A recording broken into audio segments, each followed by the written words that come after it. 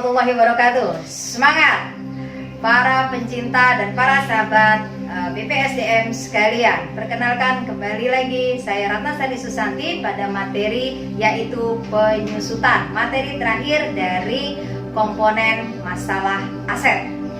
Baik Bapak Ibu sekalian, para sahabat BPSDM sekalian, saya akan membahas masalah penyusutan. Apa sih penyusutan di dalam aset tetap?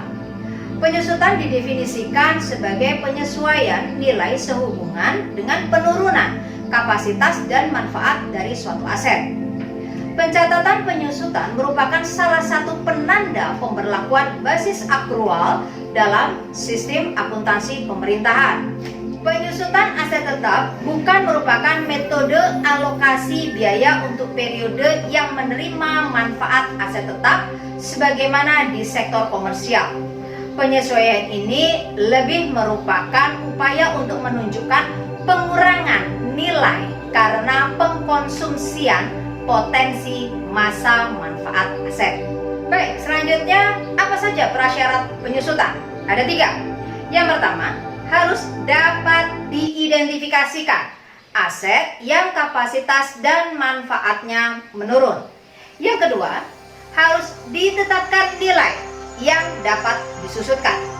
Dan yang ketiga adalah harus ditetapkan masa manfaat dan kapasitas aset tetap tersebut. Bagaimana langkah-langkah penyusutan? Langkah-langkah penyusutan adalah sebagaimana berikut. Pertama, identifikasi aset tetap yang dapat disusutkan. Pengelompokan aset tetap. Yang ketiga, penetapan nilai aset tetap yang wajar. Keempat adalah penetapan nilai yang dapat disusutkan. Yang kelima, penetapan metode penyusutan. Dan yang keenam adalah penghitungan dan pencatatan penyusutan. Baik para sahabat BPSDM sejati, metode penyusutan sesuai dengan PP 71 tahun 2010 tentang standar akuntansi pemerintah kita mengenal ada 3. Yang pertama adalah metode garis lurus atau straight line method. Yang kedua adalah saldo menurun ganda atau double declining balance method. Dan yang ketiga adalah unit produksi atau unit of production method. Tetapi yang dipergunakan di dalam kebijakan akuntansi pemerintah Provinsi DKI Jakarta yaitu Pergub 27 tahun 2019, kita menggunakan metode garis lurus atau straight line method. Gimana sih metode garis lurus itu?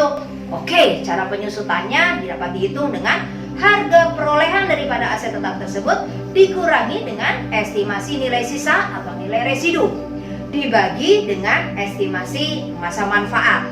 Jelas ya? Oke, saya kasih contoh deh, misalnya saja saya atau BMD kita memiliki printer, harganya 5 juta rupiah. Estimasi bahwa printer tersebut dapat digunakan dengan baik selama 3 tahun ya, dengan kemampuan 100.000 per lembar kertas selama 3 tahun tersebut ya. Setelah masa manfaat habis tersebut, printer tersebut diharapkan dapat terjual. Hati-hati ya, yang boleh menjual adalah SKPD yang memiliki kewenangan untuk menjual aset. Jadi tidak boleh sembarangan ini. Oke ya, saya balik lagi. Apabila dijual diharapkan akan laku atau dapat dinilai dengan nilai Rp500.000. Maka penyusutan per tahun adalah harga perolehannya berapa tadi? 5 juta rupiah dikurangi nilai sisanya 500.000 dibagi 3 tahun. Seperti itu ya. Baik, ini adalah daftar masa manfaat yang terdapat di dalam Pergub 27 tahun 2019. Bapak Ibu bisa alokasikan barang-barang Anda, inilah masa manfaatnya. Bapak Ibu tidak boleh mempunyai ketetapan tersendiri karena semuanya sudah diatur di dalam Pergub tentang masa manfaat setiap aset yang menjadi barang milik daerah. Oke. Bahasan yang terakhir adalah hal-hal yang terkait dengan penyusutan. Hal yang pertama adalah apakah itu penyusutan pertama kali? Yang kedua adalah pemanfaatan aset tetap yang sudah seluruh nilainya disusutkan. Yang ketiga adalah masalah penghapusan aset tetap ya, sesuai dengan Permendagri nomor 17 tahun 2007 tentang aset Pemda hanya dapat dihapuskan oleh kepala daerah. Yang keempat adalah penjualan aset tetap yang seluruhnya disusutkan. Yang kelima adalah tukar menukar aset tetap. Keenam adalah perbaikan aset tetap yang menambah masa manfaat atau kapasitas manfaat. Ketujuh adalah penyusutan atas aset secara berkelompok. Kedelapan, perhitungan penyusutan aset tetap yang diperoleh tengah tahun. Dan yang terakhir adalah perubahan estimasi dan konsekuensinya.